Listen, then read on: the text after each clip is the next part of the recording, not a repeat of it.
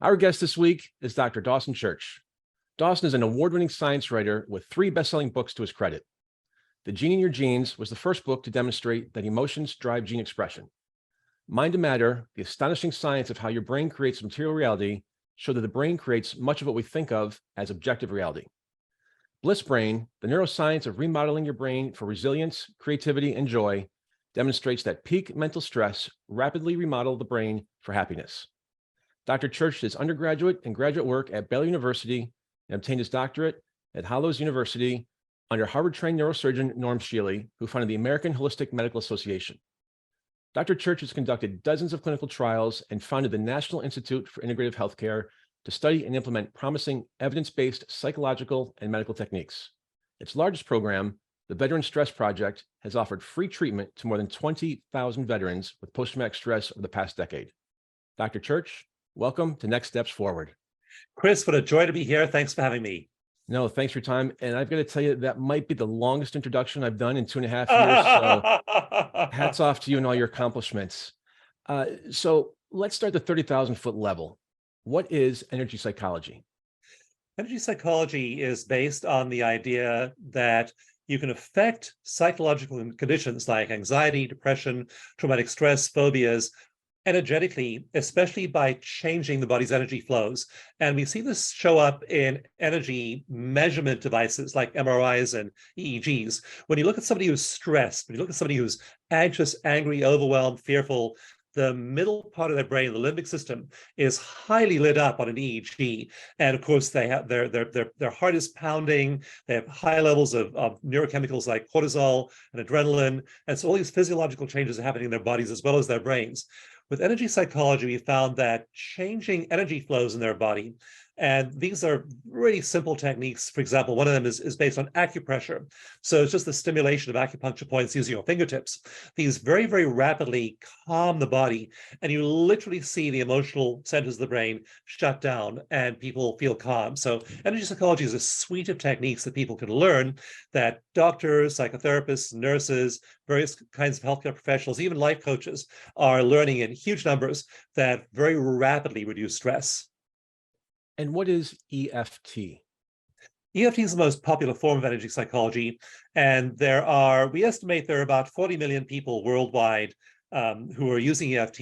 We did a project this last year. It was funny, Chris. We so focused on English language stuff, and we're so embedded in our own culture. We often don't realize that, like one example is the healthcare system in the US. We have our healthcare costs are double those in other countries, and we keep on trying to tweak the system. But just like look north, just cross the border to Canada, and you'll find people getting better care, better outcomes for half the cost. So what's going on there? And so we tend to get culturally centric. And so same thing with energy psychology. So we have a database. We know there are about 400 energy psychology studies, and there are about 100 EFT studies. Well, we looked around and found that there were another 100 studies done in countries other than the US. And so it's really spreading really rapidly. So it stands for emotional freedom techniques, or often called tapping, because rather than acupuncture using needles, people just tap on acupuncture points. And so again, when we have people in an MRI or an EEG, and we have them say, recall a traumatic event. Like I was working with one veteran, and he was talking about his 4 tours of duty in Iraq. He was really stressed, and someone walked into the studio where we were talking and did this. Crackled the water bottle, and this guy was ready to dive under the table. And his stress level shot way up. His heart was pounding. He went into a full-fledged stress response, because that to him reminded him of small arms fire in Iraq. So we see that people, when they're stressed, have these big surges in these neurochemicals, their brain function shifts. When they tap, it's spooky, and it's absolutely amazing to watch people do this. I've been doing EFT for more than 25 years, and you just watch people, and all of those fears just collapse. This young man, I tapped with him on some of the specific events that happened in Iraq, and they were pretty gruesome. I won't describe them here because I would re-traumatize half the audience, but pretty horrible stuff. We tapped, and then what you see is the heart rate go down. We know from research that people's cortisol levels plunge quickly. Their adrenaline levels go down. Their fight or flight response shifts. And after that, after I'd done tapping with him for about 30 minutes, he could remember all of these events that happened in Iraq. He could also hear someone do this, and he was down to a 0 in terms of emotional triggering. So EFT is this really quick, simple stress reduction technique. We apply it to events, we change the energy around it with tapping, and then that breaks the association between the event and going into fight or flight. It's amazing how little, I'll say, events or little actions like that, like the cracking of a water bottle, triggers such a huge emotional situation for things. And so this is fascinating to me. Does mindfulness fall into the category of emotional freedom technique, or is it complementary practice? It's a complementary practice. And in my book, Mind to Matter, I list about 30 of these techniques. There are lots of them. Mindfulness is one, and there are lots of ways of being mindful. One of the most accessible for people is time in nature. And time in nature can help you enter that state of being aware, conscious of being conscious of the presence of something larger than yourself. And so time in nature also has been shown to have epigenetic effects. My first big hit of the book, The Genie in Your Genes, was all about epigenetics and how even things like changing your attitude, changing your beliefs, becoming positive rather than negative, is shifting genes in your body. In one study, the researchers looked at gene expression before and after 1 hour of EFT. And they found that after an hour of EFT, 72 genes changed expression. So various of these relaxation techniques change gene expression. Mindfulness changes gene expression. Deep meditation changes gene expression. Taking a walk in the forest next to the stream, running on the beach, changes gene expression in a positive way. And it's amazing. You watch genes, like some of the genes that change expression are ones that help build signaling circuits in the memory and learning centers of the brain. You get smarter if you shift your gene expression in that way. Some of the genes that were found in that EFT study were ones that suppress cancer. Others were ones that improve fertility. And so there are all kinds of positive effects from using things like mindfulness, time in nature, EFT energy psychology, all of these kinds of ways. And the cool thing is that they're self-help. There are no drugs, there are surgeries involved. You don't need expensive equipment. Just go take a walk in the park, take off your feet, ground yourself, and just that alone can affect you. So we don't specify that you do certain things. We just say, try them all, try out a whole bunch of different stuff, and then use the ones that mesh with your lifestyle. You may be a busy single mom. You don't have time to meditate for an hour in the morning, but just maybe take that time during the day to do some breath work or do some tapping, do some EFT, which only takes 5 minutes or so. So find the ones that work for your lifestyle. It's amazing to say just find 5 or 10 minutes. And to your point, in today's busy, hectic world, certainly in the post-pandemic where we're trying to get back to pre-2020 rituals, I'll call it, you just don't find yourself with the 5 to 10 minutes a day. But I've had so many people like yourself on here saying you've got to do it just for your own personal well-being. And so that's what we really try and get that message across here to our listeners. And is it fair to say Chris, that I'll tell you one thing about people who say they don't have time. So I've heard this excuse for many, many years, and I had that excuse myself for a long time. Why I don't meditate? Don't have time to meditate. So what I've done in revenge, I did some revenge research. I don't hear it anymore. So how can I tell people? How do you? So we do data. I mean, in science, you just gather data, and so we've been gathering data on anxiety, depression, PTSD for decades now. We know that EFT and other energy psychology techniques will reduce your stress level, and that we know that your anxiety and depression will go down. But we then began to look at, how about happiness? How about flow states? And we're finding now in the newest generation of research that it improves those. But then we have done some research, not published yet. It will be published later this year. But we looked at workplace productivity. How many problems a day can you solve? How good are your interpersonal relationships? What's your level of burnout at work? So we began to look at workplace productivity, and we found that people were entering these states of getting over themselves, a connection with something larger than yourself. It's called relational spirituality. They're meditating, they're tapping, they're walking in nature, they're becoming mindful, they're doing all of these techniques. We looked at what happens to your productivity at work. And in the very first study we're publishing in a peer-reviewed journal, it went up in one of our courses between day 1 and day 30. your productivity went up 20%. So you had 20% greater improvement, not in just your well-being, but the stuff you're getting done down here. So if you think you need, you don't have time to do it, you don't have time not to do it. It's going to improve your productivity. At least this first batch of data shows 20% in a month. Well, it's interesting you talk about increasing your productivity. There was an article a couple of days ago in the Wall Street Journal talking about how in the post-pandemic world, the mental health, I'll say, crisis that we're in now, not only just nationally, but internationally, the billions of dollars that's costing in worker productivity. And so having guests like yourself on talk about these ways to take care of yourself and, to make yourself better, feel better mentally, physically, to your point, is just going to increase productivity across the board in your personal life and your professional life. And so again, thank you for being here. Is it fair to say that the realm of EFT is the cornerstone of your research and treatment methods, or is EFT a part of a larger foundation? It's part of a larger foundation, and we recommend two things. I do them myself every day. I recommend meditation in the morning because meditation provides a baseline of well-being. And so you meditate in the morning, you feel better.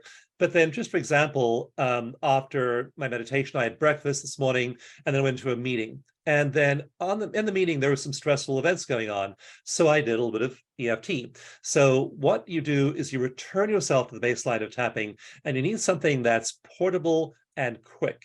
EFT takes about 2 minutes to do during the day. So that will quickly return you to that baseline. If you don't have that, things will happen. You'll get a upsetting phone call. You'll get a snarky email from a colleague. You'll make the mistake of reading the news.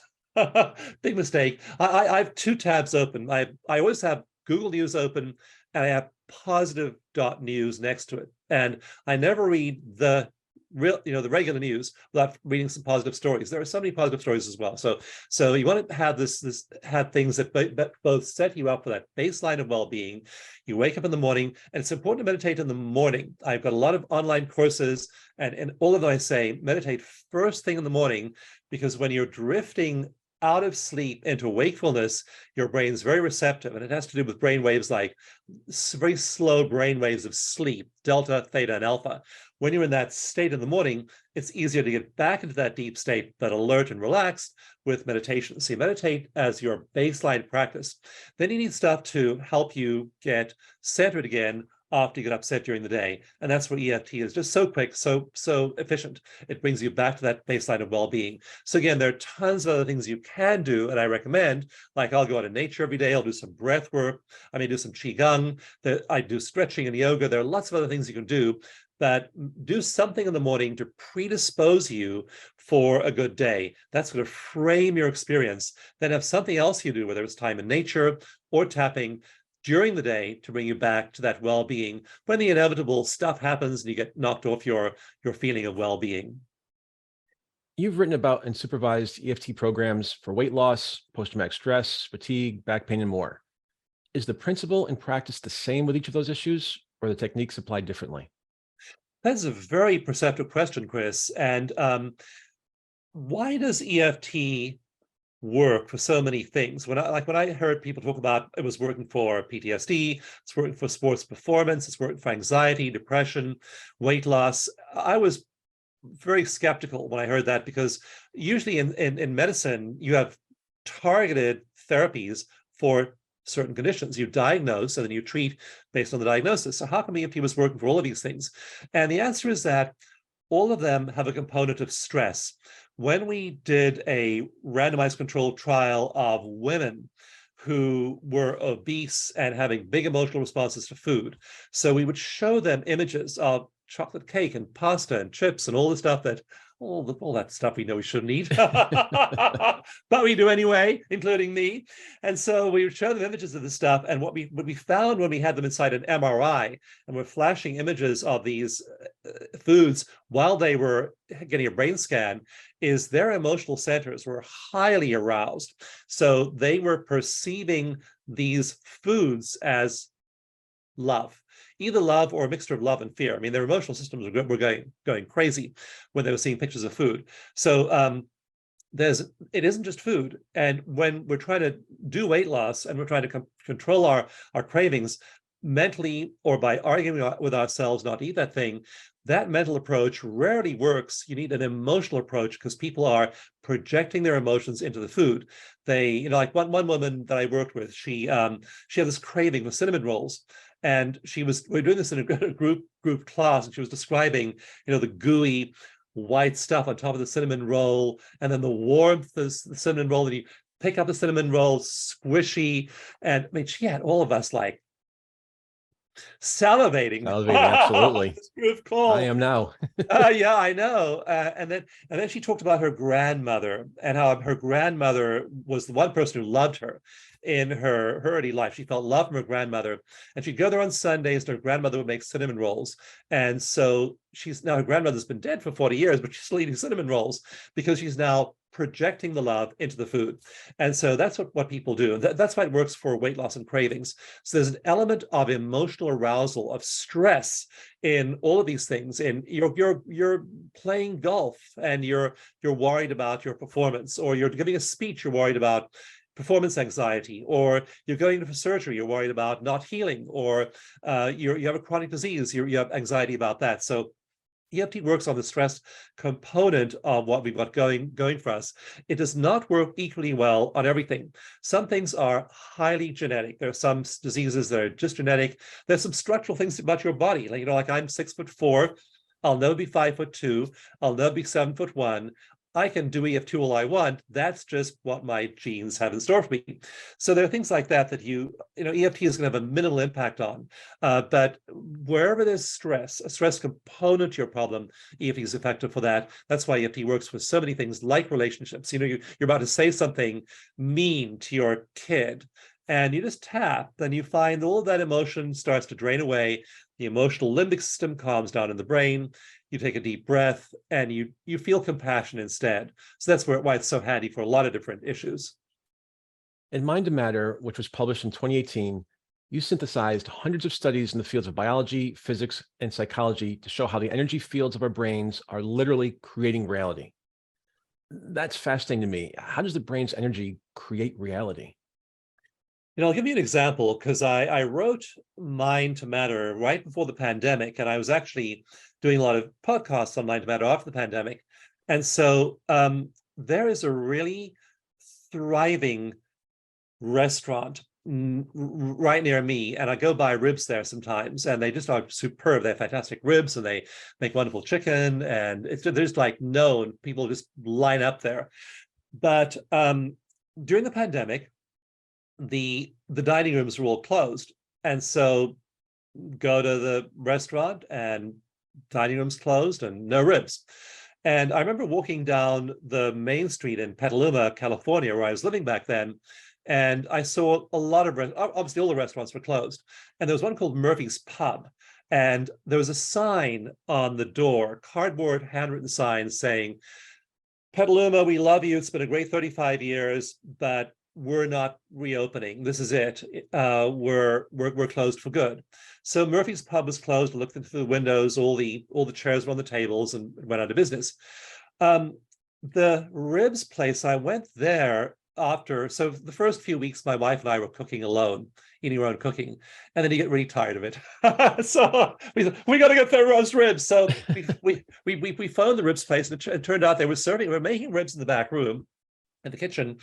But they were serving them in a safe way from a table in front of the rib place. So we went there, and we bought our ribs. And I said to the owner, who happened to be serving, I said, "Well, are you doing okay?" She said, "Yeah, we're doing okay. People are coming here and they're buying ribs, and I'm here outside the restaurant on the porch, covered porch, and people place their orders by phone or by text or by email, and then they come get their ribs. And so we're doing okay. Even though our dining room's closed, we're doing okay." Now that business, I went back there a while back, they have both an open dining room, they have both their old restaurant business and a huge new takeout business that they set up during the pandemic.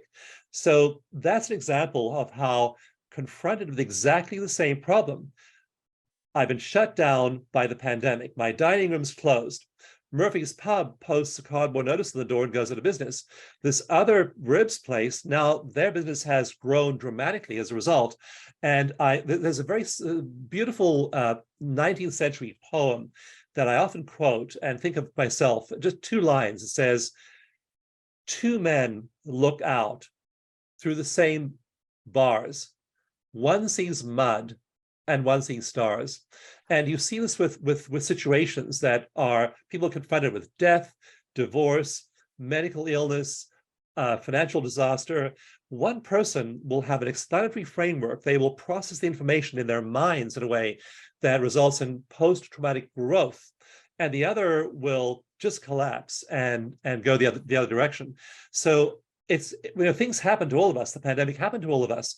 Things like illness happen to all of us. Aging happens to everyone. No matter how wonderful a person you are, your body will age. But how do you process that in your mind? What are the choices you're making? And there's so many examples of people who alter their reality dramatically. I mean, one person now is making a huge amount of money in those restaurants. The other one is out of business. So our minds, and then even the way our brains perceive things, there are a lot of interesting visual studies showing that literally what we see, we'll see those patterns where you look at a pattern and is it a person's face, is it a vase? And we know that our perceptions are actually helping create our reality. And so it's not like we're magically making things happen with our minds or brains, but over time, it completely shapes our lives as to what's going on with the filters through which we're processing information. How does our brain energy influence our health and well-being? We have a superpower to make molecules. We are literally creating molecules every day. I think a negative thought, I make cortisol, just like that. There are things called immediate early genes. Our stress genes turn on in 2 or 3 seconds. So I can have one negative thought and in 2 or 3 seconds start to flood my body with adrenaline and cortisol. So we are literally creating molecules with our minds. So we're creating our worlds outside of ourselves. We're creating our worlds inside of ourselves. And it's all based on our stress levels. If we're stressed, if we have a negative worldview, then that starts to change our bodies. Over time, think those negative thoughts over and over and over again. There was a really amazing study done in 2000 on Alzheimer's patients. And they were looking at their brains and measuring the buildup of plaque. And plaque's kind of like bubble gum. It stops the signals from going through your brain. So you can deal with a little bit of it, but if you have too much plaque, you stop neural signaling. Eventually you get cognitive decline, perhaps Alzheimer's. And they were studying the buildup of Alzheimer's plaques in the brains of people over a period of years. And they found that when they studied Alzheimer's in that way and looked at lifestyle, diet, what people ate, quality of water, quality of relationships, all these things affect the buildup of plaques in your brain. Genetics has a strong effect on it as well. But the number one influence on how much beta amyloid and tau plaque built up in the brain was negative thinking. People who had negative thinking had more Alzheimer's plaques. People who had the most negative thinking had the most Alzheimer's plaques. So literally, we are triggering the buildup of plaque in our brain purely by thought alone. Extrapolate that out to 10, 20, 30, 50 years. If you look at large-scale epidemiological studies, we find that people who are negative, who are pessimistic, have repetitive negative thinking, they die on average 10 years earlier than people who are happy and positive. So you really want to just take charge of this thing inside your head. Don't think random thoughts. Don't think negative thoughts. Tap, meditate, find a relationship with your higher power, whatever you conceive that to be, and you'll find that your body is then having these dramatic molecular changes as a result. As I think about brain energy, I think about an engine, and that makes me think about the fuel that makes it run. You talked before about the things we should or should not eat. How do we provide our brain with the right fuel in the form of nutrition to create the right kind of brain energy? Yeah, and this is an easy thing to make a mistake about. So people get really enthusiastic. In fact, we warn our practitioners about this. We say, "Oh, you're doing EFT, your anxiety, your depression's going away. You feel wonderful. don't forget to go to the doctor. Don't forget to go to the nutritionist. Don't forget to go to the gym. Don't forget all those things, because the taking care of ourselves energetically is really important. Like if I have a negative interaction with somebody, I feel like there are people sometimes where I interact with them and I feel energetically off balance after that. I go do some qigong, do some tapping, restore my energy. But if I were just doing that and neglecting things like exercise and diet, I would only be getting part of the well-being picture right. So I, for example, my personal routine is I love superfoods, and there's a lot of information out now about what superfoods are, what they do for you. And so this morning I had a superfood smoothie that my wife made, and that makes me feel really, really good. Supplements, you can go crazy on supplements. A lot of things that you need, you get from high quality food. If you're getting high quality food, you don't need a ton of supplements, but you may need some. So I have supplements, and I review those supplements every once in a while, and then I adjust them as new science comes out. So definitely support yourself with high quality food. High quality water. Just drink clean water. Don't drink water that has toxins and pollutants in it. And then just find the supplements that really, really work for you and make your body sing. And what you'll find after a while is you just start to feel vibrantly healthy. Now you're taking care of your energy with energy psychology. You're taking care of your physiology and your nutrition. You're then getting the best of all of these worlds. You're also getting proper medical care. Like I have a great holistic doctor, and he'll prescribe something if I need that. So if you have a combination of all these things, the quality of life you enjoy goes way up. But start with energy, start with thought, start with things you can control in that way, add in all those other factors, and you can have a dramatically better life than you otherwise would have. You write in Mind and Matter about the law of attraction. What is the law of attraction, and how does it work? The law of attraction is the idea that our thoughts create reality. The Buddha said that 2,000 years ago. He said, as you think, so you are. We've had, James Allen wrote the book, As a Man Thinketh, in the late 1800s. And we've had all these people from every religion. Lao Tzu said that. Gandhi said that. Martin Luther King said that. All these people tell us that your thoughts create your reality. And so that's the Alzheimer's study is one example. Negative thinking is literally creating a negative reality in our bodies. And so the law of attraction is the idea that your thoughts create your reality. Where it's misinterpreted is to think that we can magically create things. Can I magically create $1 million in my bank account tomorrow by thinking about it today? I've tried that. I'm trying it now. didn't work. So it's not magical thinking. It's just consistent habits of thought. Also, my book is called Mind to Matter, not Mind over Matter. There's a kind of thinking that says, I'm going to make this thing happen. I want Susie to love me. I want to be the top realtor in my region. I want this amount of money. I want my body to do this. People force it.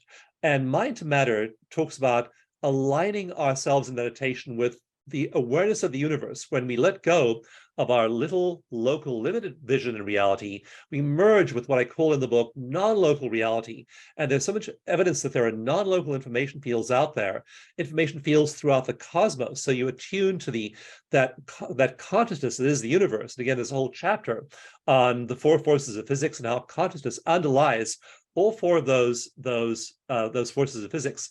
Then you are mind in tune, your local mind in tune with non-local mind, and suddenly your whole life is full of synchronicity. Things flow. It's much easier, and all kinds of things then shift around you based on that connection you have with that non-local reality.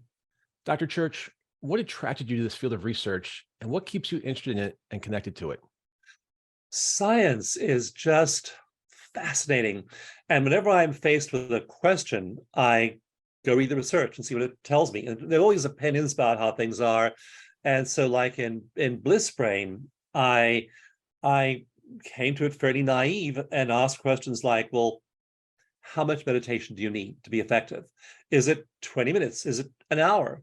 Like different schools say, oh, well, in my school of meditation, you only need 5 minutes a day. And so what does the research show about 5 minutes a day? What's in medicine, it's called the minimum dose. So I just love science and the answers it gives me to these big questions. Like I was asking myself, okay, how can mind affect material reality outside of the body, not cortisol, not stress hormones, not neurons. How do we affect things out there?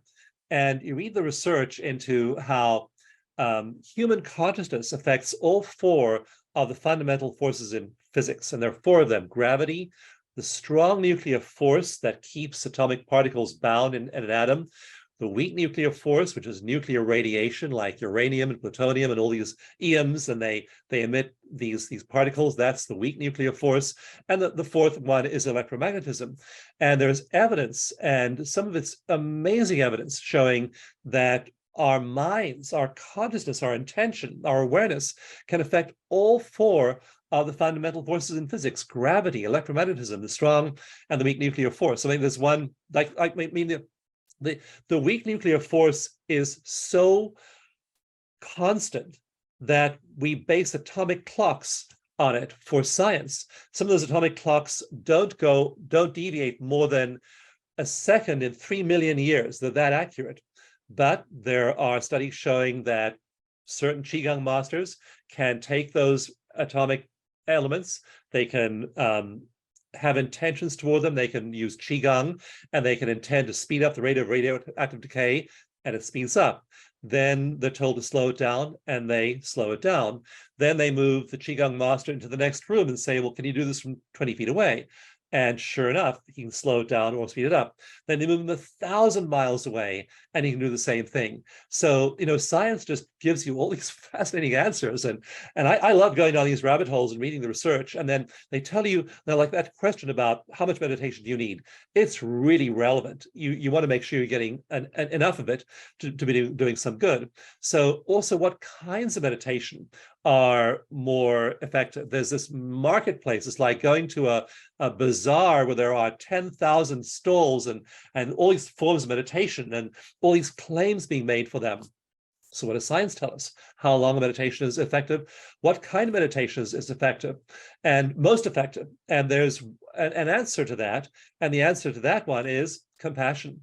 That when we look at studies of compassion meditation and what it's doing to the brain and the speed at which it's generating positive neuroplasticity, it is more effective than other forms of meditation. And I'm not trying to, advocate one form of meditation or I'm not trying to dissuade you from other forms of meditation, but I'm just saying that's what science tells us. And so we don't need to argue about it or be subjective about it. Those subjective opinions are interesting to me. And then I go look at the science, and the science is usually really clear. If it's not clear, we do another experiment and get clearer. So I just love looking at these things. And I predict as well, Chris, the science we're going to see in the next probably 2 decades, like the stuff I'm talking about with my buddies in science right now, it's stuff that won't hit the popular press till around 2040. We're doing experiments now. We know stuff is true that the public isn't going to realize is true for about 20 more years. And then the science then will have advanced further. We're doing some of that advanced science now, and we are showing it's possible to reshape the anatomy of your brain. I just had one study published in a major neuroscience peer-reviewed journal, and it showed people changing the anatomy of their brain in 28 days. I mean, changing brain anatomy in 28 days, with the suffering part of the brain just quieting down, just dialing itself down, and the compassion part of the brain lit up like a Christmas tree. And it did not take people 10,000 hours, did not take a monastery. It did not take taking vows of poverty, chastity, and obedience, and sitting at the feet of a spiritual master in an ashram for 10 years. Sorry, I did all that stuff. I look back at it now, I thought, darn, if I'd only had this information with science. We didn't have neuroscience back 2,000 years ago when the Buddha and Jesus and Shankara were developing these methods. We now can look through the lens of neuroscience and say, hey, this really works. This thing we thought saffron robes was so important. Now it turns out you can wear any color you like. You're talking about the research you're doing now that we'll see 10, 20, 25 years from now. As you're going through your research, and obviously to your point, you've made countless discoveries. What 1 or 2 discoveries most surprised or intrigued you? That one I just mentioned, that the brain is rewiring itself so fast Like I showed those scans that are being published in this journal to an experienced researcher, and he didn't know where they'd come from. He just looked at the scans and said, "Oh, well, I recognize this pattern. We have the part called the mid-prefrontal cortex shutting down, and the insula, the compassion part, lighting up." He said he looked at these scans and said, "Yeah, I've seen this pattern before. It's pretty obvious. These are Tibetan monks who've been meditating for over 10,000 hours." I said, actually, these are people who never did meditation before, who've been meditating for 28 days. So that is profoundly surprising. And the implications are dawning on us now that our brains, certain parts of our brains are very stable, don't rewire themselves very much. Other parts of the brains, they're boiling. I mean, the time between creating something called a microtubule, which is like the scaffolding in your nerve cells. It's like it's like the girders in a building. In nerve cells in certain parts of the brain, the microtubules, the actual structure, the skeleton of the building is being created and destroyed every 10 minutes. So our brains are on the boil in many ways. That is we do not appreciate that. You think, and the practical application here is you think, oh, I'll think that negative thought. It doesn't matter if I have that, twinge of regret, envy, or I'm mad at my dog. I mean, that negative thought repeated is building neural circuits in your brain. So you really want to clean up your act. You want to be impeccable with your mental activity. Don't let that negative thinking hang around 1 second longer than necessary. So that's a big surprise. And I don't think even neuroscientists realize yet the importance of this. So I'm working now on a new set of exercises designed to build 4 circuits in the brain. And these are the ones that are part of what we call this the Enlightenment Network. In my book, This Brain, I have a whole chapter on this. And I didn't coin the term. Another brilliant neuroscientist coined it. I didn't find these 4 circuits. Another brilliant neuroscientist found them. But I'm just doing my best to promote them because they are so important. And so the circuits are, 1, emotional regulation. You have to learn to regulate your annoyance. If you can't just calm yourself down, your chances of a happy life are very, very small. So number 1, there's a circuit that does that. It's a piece of tissue that runs from the cognitive centers of the brain, the executive centers, into the emotional center, and just calms it down. And these monks who've done 10,000 hours, that piece of neural tissue is huge. So you want to have a big piece of neural tissue calming emotions. Number 2, these monks have superb attention circuits. The attention circuits looks like a little a couple of bird wings on either side, like our eyebrows, but back in the brain. It's called the orbitofrontal cortex. And so that part of the brain is key to paying attention. These monks sit and look at that picture of Mary or Jesus or Kuan Yin, and they have absolute attention. So you develop the attention circuit, pay attention. The 3rd circuit we need to dial down is the self-absorption circuit. I'm so self-absorbed. I went to my closet today, and Chris, I thought, Chris is interviewing me. I better take off this shabby-looking sweatshirt I'm wearing. What shirt will look? I think I'll pick a red shirt for the interview. So who cares? I'm all thinking about what I had for breakfast and what my next task is in the day. That's self-obsession, and these monks and nuns can dial that down, and they lose themselves in oneness with the all that is. You want to have that circuit that dials that down, and that's the self-obsession circuit. And the final circuit is compassion. Dial it up. And so I'm now working on a series of exercises and developing these that systematically develop those 4 circuits and grow them, exercise them. It's like working out on exercise equipment. You work on these 4 circuits, they get bigger, they get better at signaling, and then you awaken this enlightenment circuit in the brain. It also has a secondary effect of having the suffering circuit go dark. So you're no longer suffering, you're just happy pretty much all the time.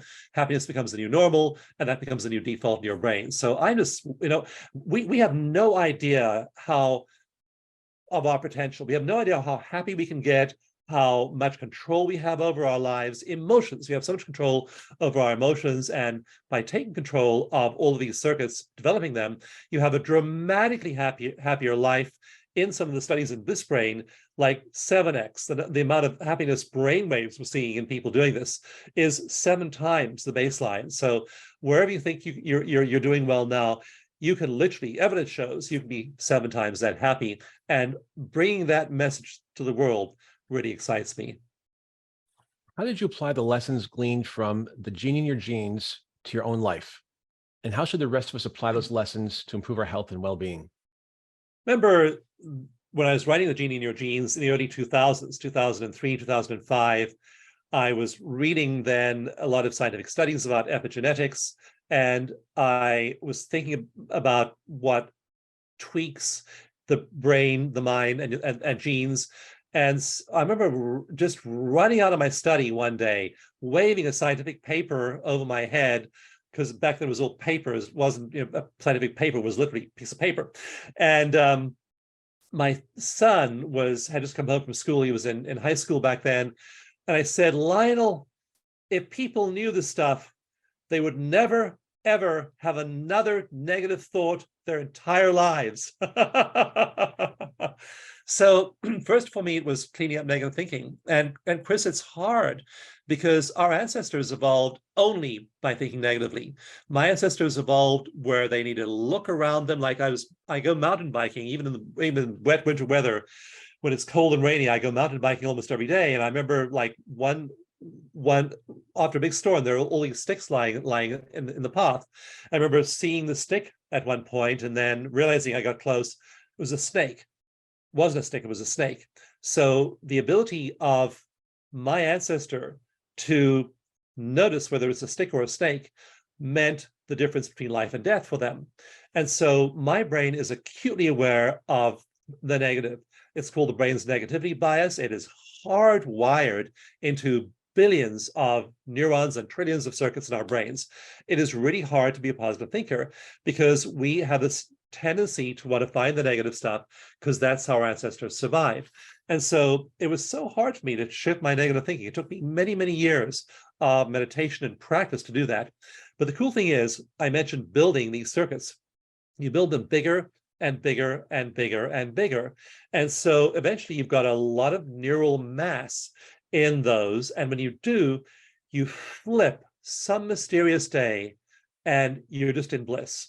And that's why this book's called Bliss Brain. And I wrote the book the year after my house burned down and I was almost killed in a wildfire. I literally, my wife and I that night, we woke up, she woke up at 12:45 a.m., shook me awake, said something's wrong. I looked at my alarm clock, it was blinking 12:45. I looked outside, there was a glow on the horizon, walked outside, and there was this wildfire, one of the biggest wildfires ever, sweeping toward our house. And we literally just grabbed our stuff and ran out as the trees were starting to explode around us in flames. It was a nightmare. And so we lost everything. We lost the house, we lost our business, we lost all our money, we lost absolutely everything we owned in the wildfire. And yet, in the year after that, I was meditating as I always do. And even having lost everything, I was in bliss because my resilience circuits had been built big and strong in the years before that. So you want to build those resilience circuits. Don't wait till you have a disaster like a wildfire or a financial crash. Build them beforehand, and then you find yourself fairly unconcerned by outer events. You aren't uncompassionate, you're highly compassionate. We look at the brain scans of these monks, and when one of the standard tests for the monks is we put them in an EEG, look at their brains, and then there's this a sound they hear from a room next door of a child crying. And so this is designed to elicit a huge emotional response, because when children are in pain, then every human being's brain lights up. And these monks have an even quicker response to that than average. So they feel compassion. They are not like Mr. Spock in Star Trek, feeling nothing. They still feel compassion. But then immediately the focus in their brain shifts to the executive centers, and they're now thinking about, how can I help? So the feeling things, and so you'll feel things still. I felt the loss of all my possessions and family heirlooms and the 22 people who died in the fire. And I was mourning and grieving as well. But you have this basic neural wiring of resilience. So I apply these things in my life. And so after a while of using these techniques like EFT, like meditation, some of the other ones we mentioned as well, then you start to have a very different brain. You've literally reshaped your brain, and all kinds of things happen downstream from that. Greater creativity, greater productivity, greater joy, much greater joy. I mean, joy is so enormous. Joy is so overwhelming. Like the other day, I was just walking through the forest, and I was just walking through the woods, and I was looking around me and giving thanks for my breath and for the ability to take a step. There are millions of people in the world who can't walk, who have problems walking, who can't breathe, who have COPD. I forget how many million, I think it's like 32 million people in the world have breathing trouble. I just began to think about how I can breathe and how I can walk.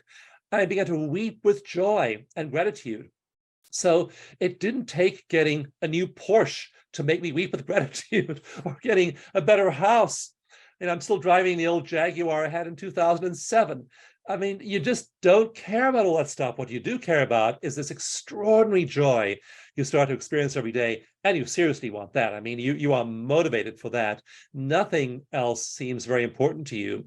And you do still, I mean, I give to charity. I'm focused on the veteran stress solution, where we get PTSD treatment free to veterans. I'm focused on homelessness issues in my local area. You start doing stuff in the outside world, but you are so caught up in this experience of bliss, which is also highly addictive, because people who begin doing, like one woman who read Bliss Brain, she said, I love the meditations there.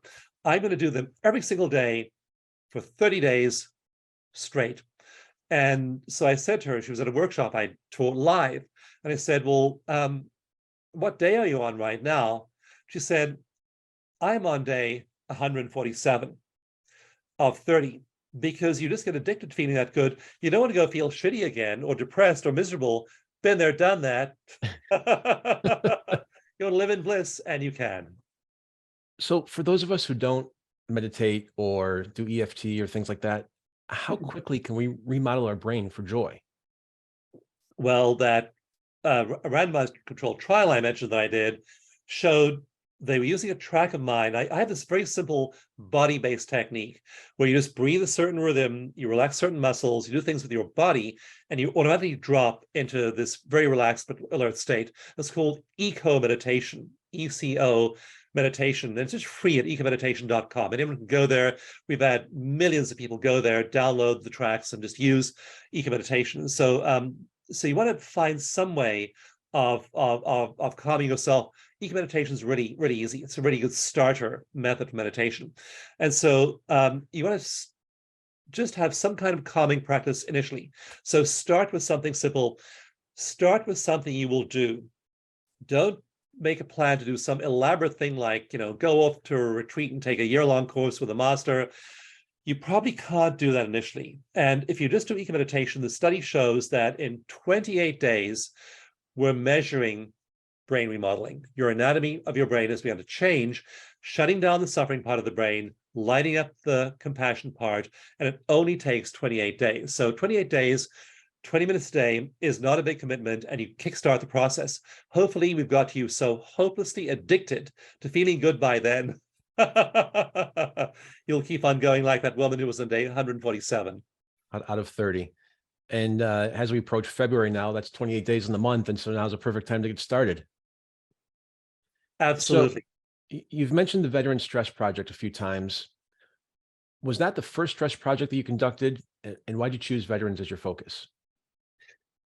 One was because when therapists began telling me, after they were treating veterans of Afghanistan and Iraq around 2005, that these veterans were getting better after just a few sessions of EFT, I didn't believe them. So I got involved in a study, and we did a study, and we discovered that it's true. They were getting better. Vietnam veterans were getting beher. We had some World War II veterans who recovered from PTSD after 60 years of having it. So that was powerful. And I thought, how can I make a difference? I mean, I'm feeling good. How can we make a difference out there? So we got the veteran stress solution rolling, and then we got to treat veterans free of charge. And now it's been adopted by the VA as well. So it's now in the system as well. If you're a veteran, you can go to the VA and ask for EFT, or just go to the Veteran Stress Solution website and get private treatment as well for free. So either one of those you can do. And then once that was rolling, I then said, okay, we figured out, based on many randomized controlled trials, that we can handle PTSD. What's the next big area of human suffering? And at the time, I weighed almost 300 pounds, and I'd been on yo-yo diets for years. And I thought, for me, it's definitely weight loss. It's definitely my metabolism and being fit and thin. And so I thought, let's then focus on weight loss. I did a whole series of studies on weight loss. So really relevant project. And we did long-term studies, and we found that people not only lose weight after EFT, over the following year, they keep on losing weight. So you want to apply this to relevant things like anxiety, depression, PTSD. And we know that our society, our world, can become a huge amount better. A century ago, we were focused on cholera and typhoid and diphtheria and all the great pandemic of 1918, influenza. Back then, those were the big issues. Today, our big issues are anxiety, depression, fear, pain, overwhelm, stress. And we have the ability, with all of these new therapeutic tools, to nail those as certainly as we nailed typhoid and cholera and all those diseases a century ago in public health. So I'm really committed to seeing that happen. And I have to ask, is there another book in the works? There's a book on developing those four parts of the brain, literally growing the hardware. I've made the software argument. I've made the meditation argument in my other books. Now I'm making the hardware argument. Grow those 4 circuits in your brain. And tell us where we can learn more about you, your research, and your books. The simplest way is to go to the website Dawson, my name, Dawson, gift, GIFT.com. Because at DawsonGift.com, it's going to get you into all the classes, all of our certified practitioners. We have an app called Stress Solution. You're going to get a download for free of the EFT manual, a free download of a meditation you can listen to. So there are all kinds of ways that Dawson Gift web address gets you to all the other good stuff. Dr. Dawson Church, thank you so much for being with us today. Chris, what a joy. It's been fun for me too. Thank you. No, thank you. And be sure to pick up one of Dr. Church's books, The Genie in Your Genes, Mind to Matter, and Bliss Brain, or all 3 at the bookseller of your choice. I'm Chris Meek. We're out of time. We'll see you next week, same time, same place. Until then, stay safe and keep taking your next steps forward.